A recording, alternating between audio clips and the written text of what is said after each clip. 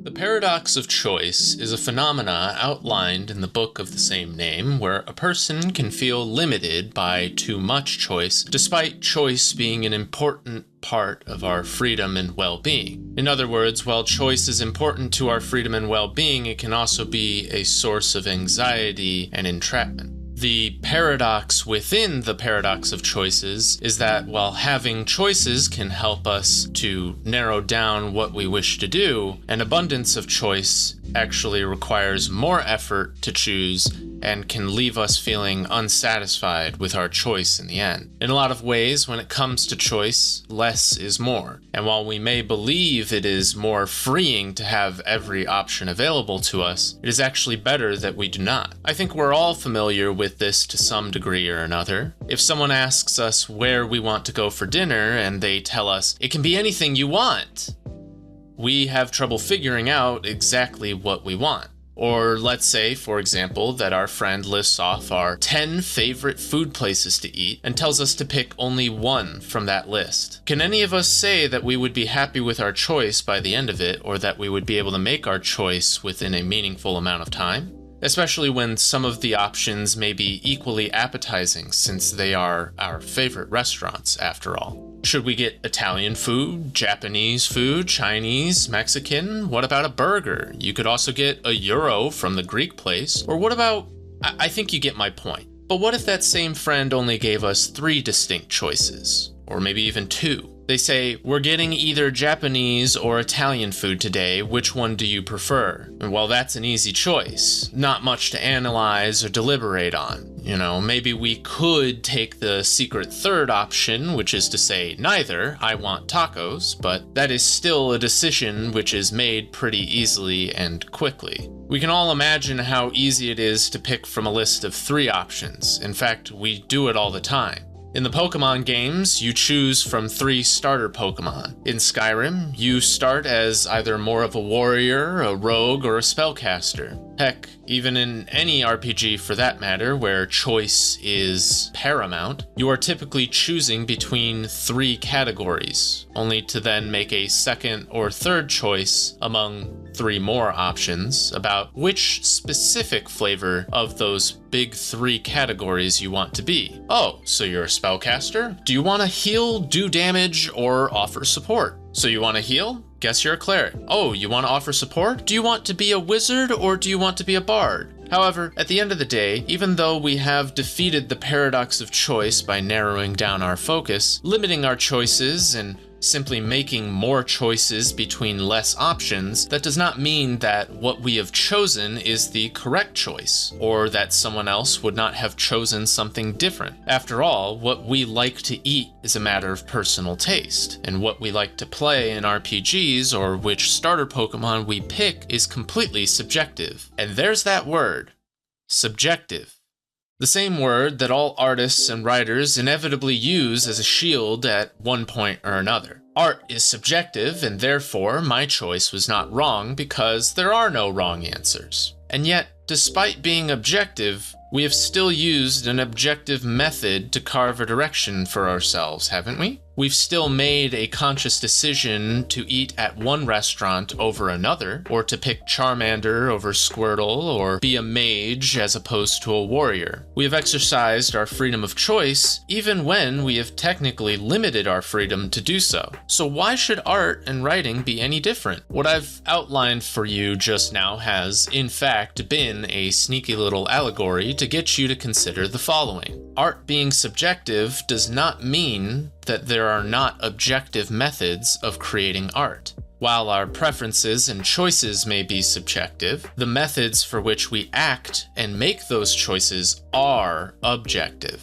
I have a particular gripe with people who don't understand this. The phrase art is subjective is often followed by, and therefore there are no wrong answers and everyone has a different method of creating it, so back up, bucko, stop criticizing somebody, they don't deserve it and they never asked.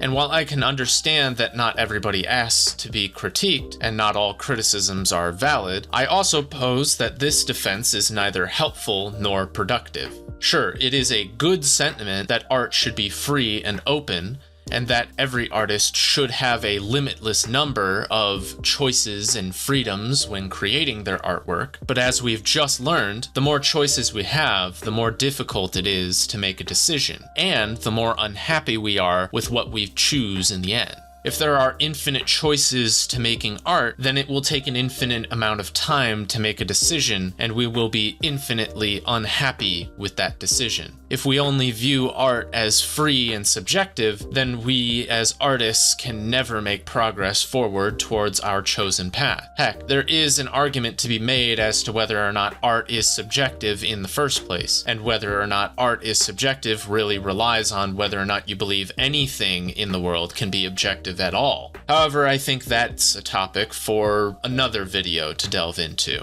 For the sake of this video, and not rambling on for too long, I'm going to assume that art is subjective.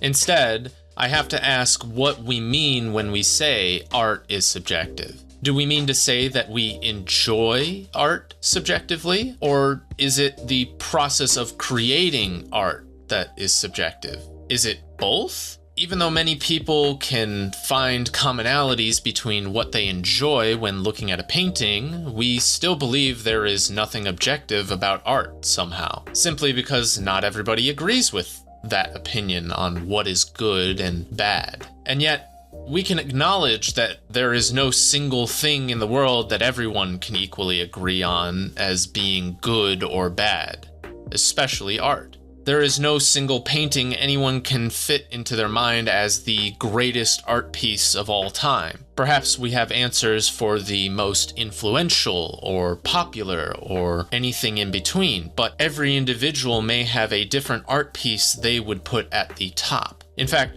there might even be those who cannot narrow down their favorite art pieces to just one choice, instead categorizing, cataloging, and propping up numerous art pieces, which in their mind are all equally deserving to be considered the best of their category. But does art being subjective mean there are not objective methods to creating good art? Does it mean that there isn't an objective mindset that you must have in order to make progress as an artist or a writer? I don't think so. After all, fundamentals are practiced for a reason. They work for everyone. True masters of the craft all share one thing in common, and it is that they have a solid grasp of those fundamentals. Even those whose art may subvert fundamental principles or break the rules still know the rules in the first place.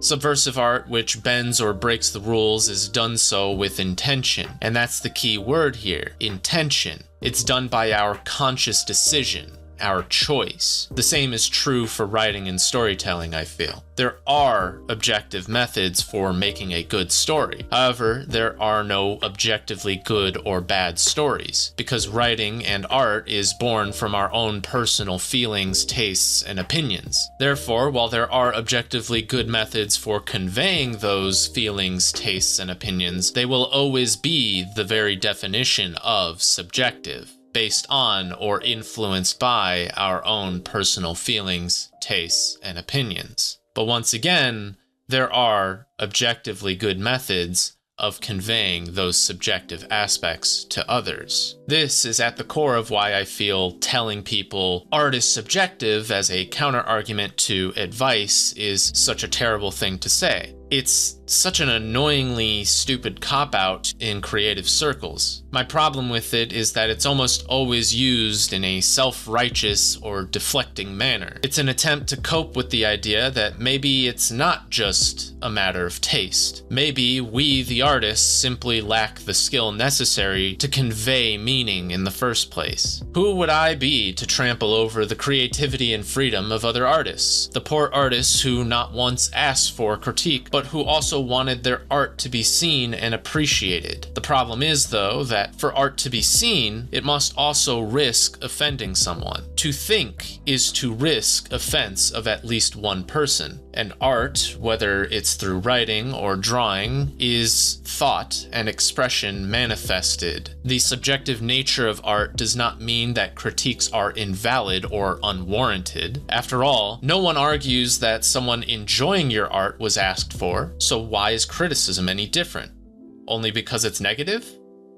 No artist posts their creative work and says, please love this art. We do not say that because we can't tell people how to interact with our art. But the risk of having someone appreciate our art will always be that someone else may not. So accept that and let go of it. Because at the end of the day, as an artist, it's important for you to seek out both types of opinions. You should seek to understand why people love or hate your work, or why they might feel indifferent to it. After all, that is one of the many objective methods for improving your work. No, drawing bad hands is not a part of your art style. Writing bland, stereotypical characters is not an artistic writing choice. It's a lack of skill. Skill which can only improve if you set aside your ego and get out of your own way. And if you still believe that no wrong answers is a good guiding principle for artists, then I encourage you to prove me wrong. Open up your files and create art with that mentality. I wish you the best of luck in choosing what you're going to create, because as much as I can talk and give advice based on my own personal experience, I'm still willing to admit that I could be wrong.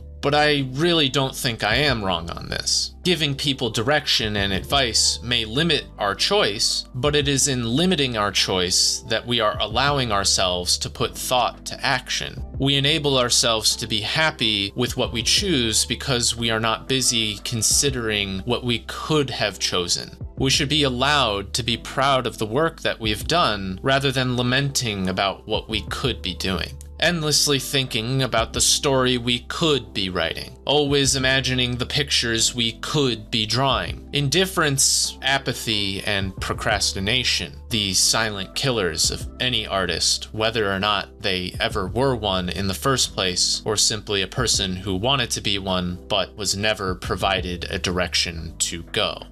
Telling people just do whatever, there are no wrong answers because art is subjective, is not a path forward. It's not direction. In fact, it's the exact opposite. It's the distinct lack of a direction, simultaneously pulling someone in every conceivable direction with equal strength and therefore none at all. If someone critiques art or writing, it is not always a matter of personal preference or subjectivity. If you have a direction you want to go, a story you want to tell, then why not tell it in the best way that you possibly can? Perhaps there are no truly great stories or artworks, but there are many great ways to make what we want to make. In the end, my advice is this: narrow down your options, pick one, put pen to paper, and start it.